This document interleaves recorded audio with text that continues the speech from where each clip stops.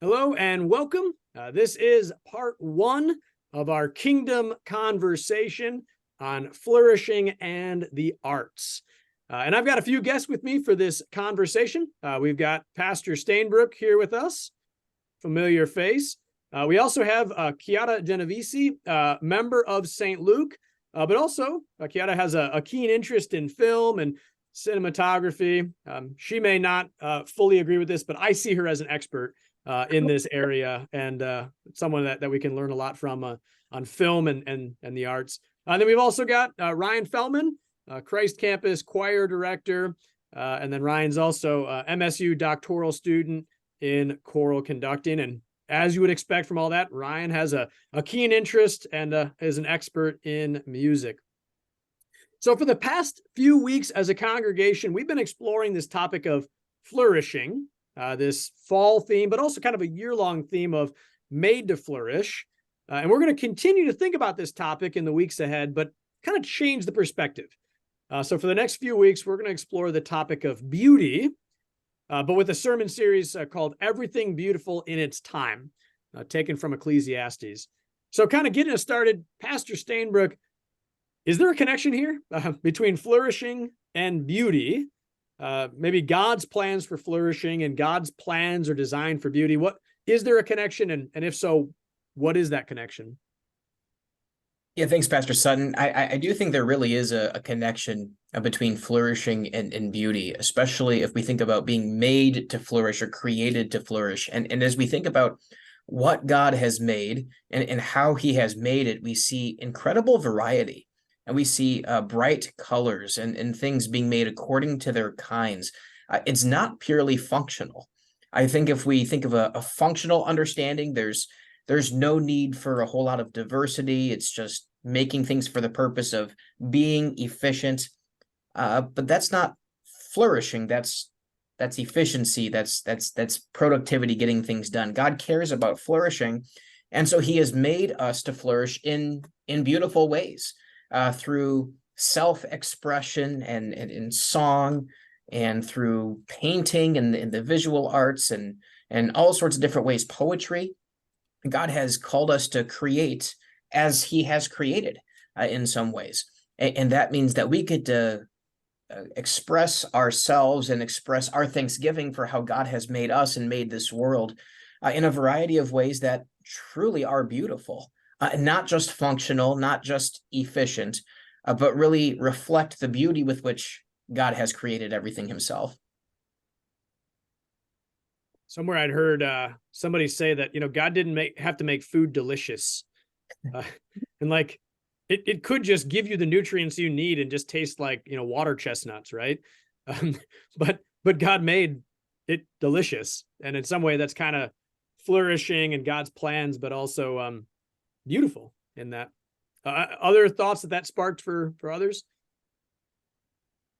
Well, that actually reminded me of a scene in both the book and the movie of A Wrinkle in Time, where the villain is having them eat food and the food tastes like sand. And he is the antithesis of God, basically, within this story. He doesn't understand love, and that ends up being the whole crux of the story. And so, quick little movie connection there. Yeah. Interesting. So in some way, this picture of languishing and not flourishing and it's not beautiful. It's not delicious. And it's devoid of love. Exactly. Yeah. Very interesting. Yeah, I think back to my own faith journey and thinking about the pieces of music that really, really inspire me and looking at the faith background of the people who wrote those pieces of music. And it was kind of an epiphany for me when I realized there is no way that somebody could have written this without truly believing themselves that there is something larger than ourselves. And so that was a big moment for me in realizing, for kind of solidifying even my own faith as a young musician, that these people truly did believe, and there's rhyme and reason behind how they constructed the piece of music and why each psalm setting or gospel setting is in a certain place, and what the little hidden things that they put in the music that weren't for the audience to immediately pick up. It was just, that's how they really felt as though they could create that piece of art. Yeah, and as you're saying that, it makes me think, we talk about art and beauty and inspiration, and that word inspiration, inspire and inspiration, I don't know the Latin perfectly, but the spirit. And this idea that like the ultimate inspiration is God, God's flourishing, God's beauty, God's goodness, God's truth, inspiring these sorts of things. So we're already kind of circling around where I wanted to go next, but thinking about beauty in the arts, in particular, what about like the good news of Jesus and the arts, the gospel and the arts? For centuries, the gospel has inspired artistic works of beauty. So why is that? Why does the good news of Jesus, why has it, and does it continue to inspire us to write, to paint, to design, to sing, to make films? Like, why does Jesus inspire us?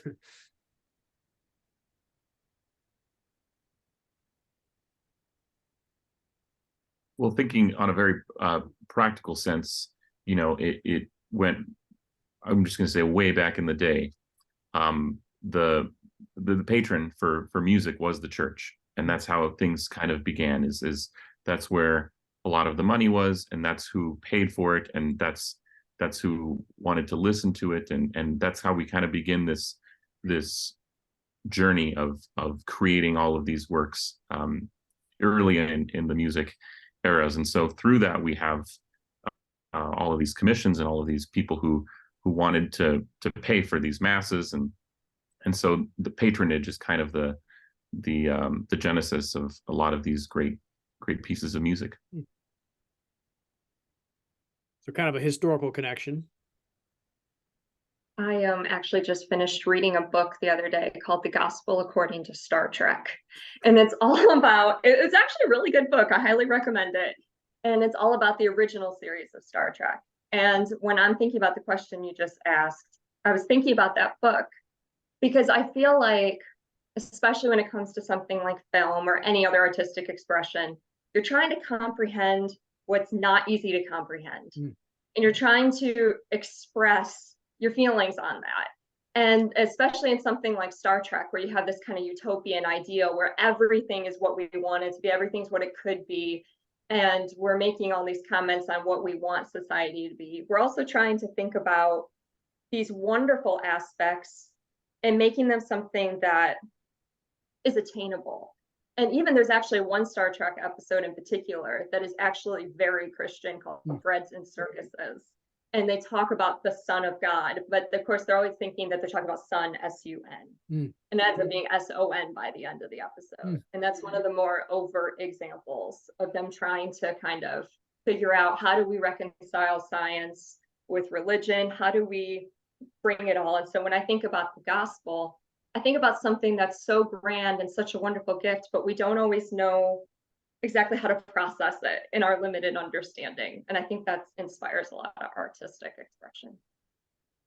Yeah, I think that's great. And I think it also, I think it also helps us see that, the gospel of Jesus really jumps off the page. It's something that is, contained in scripture, but there are real people standing behind the scriptures. Jesus as a real guy, the real Son of God, and recognizing that calls us to put our faith into words and in pictures and things that also jump off the page, things that aren't merely contained with the details that are written, but recognizing, okay, these stories, they take place in a setting, in a time, with people. And so to be able to sing about those things and illustrate those things and create films about those things, I think really adds back some of those layers that help us to see just the richness of the gospel and how it really does affect our lives in a way that goes beyond simply, reading about it on a page. Yeah, Pastor Stamber, kind of along with what you're saying, I was just thinking that there's no more beautiful story ever told, or no more beautiful thing that's ever happened than God's love for us in Christ Jesus. And so it becomes this thing that, why does Star Trek want to retell this story somehow? Why, Chronicles of Narnia and Harry Potter and all these other works of art and film and literature and so forth. And it's like, because this is the most beautiful story that's ever come into creation. And therefore, of course, everyone, Disney does this all the time where they somehow tell some version of sacrifice and resurrection. And it's like, yeah, because it's the most compelling story the world's ever heard. So of course, people are going to want to hear that story in some version or other. So kind of going deeper then into one particular area, film. And film is admittedly an area of art and beauty. Like, I struggle with film. I often watch a film and I space out. And I think I become kind of a mindless consumer, not really an engaged viewer. Kiara, can you help me? How can I watch a film, not just mindlessly consuming, but looking for these things? Places of beauty, places of creativity, places of art. Well, I think you can view movies two ways. One, you could think about how you're personally engaging with the movie. So I don't think we're ever truly mindless where we're like, I don't even know what I'm watching. It's just kind of whatever. I've been there the before. fact that, but if you like something or if you dislike something, or a certain scene moved you to tears, a certain scene made you feel happy, there's something about that that's resonating with you. And that's the beautiful thing about film. Film can never be truly separated from us in this kind of abstract expression. Film can only be told through the way we all talk, the way we all see the world. Of course, there's some movies that are going to be way out there and you're like, okay, what are you doing? But in my opinion, those aren't the ones that are really great at storytelling, because if they're so far removed from our experience, I'm not really sure what they're going for except self-indulgence. But if there's a movie that has certain qualities, if there's a character in the movie that you find really inspiring, or maybe a character you really dislike, or you can even look at it more technically if you're somebody who likes to really analyze, and you can think about, what's this director doing here? Why did they choose to do this? Why did they choose to do that? Like, I think about one of my favorite actors is Jimmy Stewart. I'm a big classic movie person. And I think about how after World War II, his career kind of went off in different directions because different directors saw different aspects of him. When he's doing Westerns with Anthony Mann, there's a little bit of a anger, a little unhinged kind of coming out of his war experience. When he's with Hitchcock, there's a little bit of a obsessive something. But then if he's going back to Frank Capra's bringing out this decent human, It's a Wonderful Life story where he's going to overcome. He's not going to be part of the chaos. He's overcoming it. And so you have the same story of somebody who is the same principle on each, but the directors are pulling different aspects for their own purposes. So you could be very technical or you could be more emotional, but that's what I would recommend when you're watching movies. And so I'm hearing, in some sense, just taking the time to not just view, but reflect a little bit, reflect on how am I responding to this, or who are the people creating these things, and then recognizing, okay, that's interesting. So it's really just going back to that meal equation of nutrients and delicious. Like, if you have a good meal, you should kind of just stop for a second and like, how does this taste? Who made this? How was it made? And what are the ingredients? And that results in an appreciation of that meal and an appreciation of a film just by pausing for a little bit to ask some of those questions. Exactly. Yeah, with that in mind, do you have a favorite film that does present the gospel in a beautiful way? Just one. The one I was thinking about was actually mentioned earlier, Harry Potter.